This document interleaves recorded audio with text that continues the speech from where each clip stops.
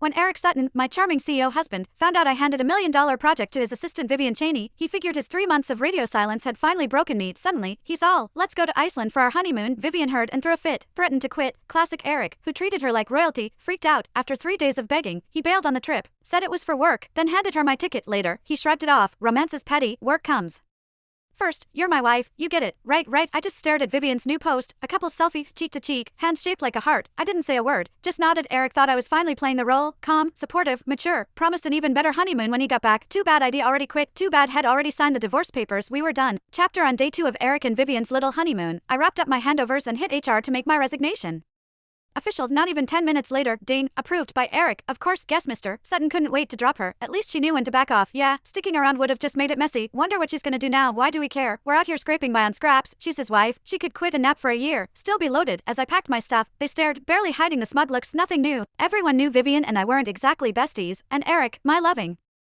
husband, always took her side, sometimes straight up embarrassed me in front of everyone just to keep her happy. So yeah, the office turned on me fast, all desperate to suck up to her. I let out a dry laugh, sorry to disappoint. I'm not quitting out of heartbreak, I'm leveling up, just got hired at double the pay, killer benefits, didn't even glance at their bitter faces, grabbed my stuff and walked out. Then, of course, Eric called the second I hit the sidewalk. I'd been rehearsing how to break the news.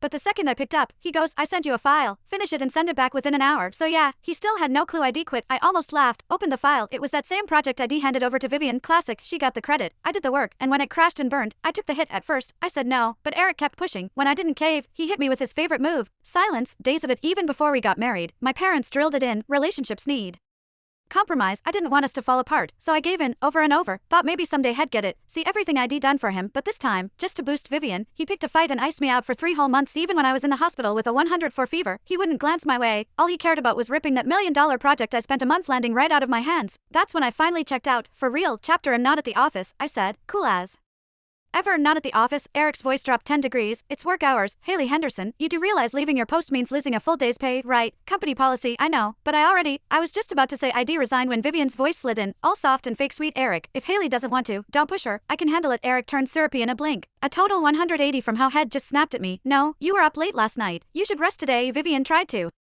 play humble. I'm not tired, but Eric shut her down. In the boss, if I say rest, you rest. You gonna disobey me now? Vivian giggled. I just feel bad for Haley. It's a lot for her. Eric snorted. You think she works harder than you? You're out there locking down contracts. She's at the office doing nothing. And don't forget, she's my wife, part owner. It's literally her job to step up. Just like that, everything I'd done wiped away with a shrug. No anger, no jealousy, no heartbreak, just numb.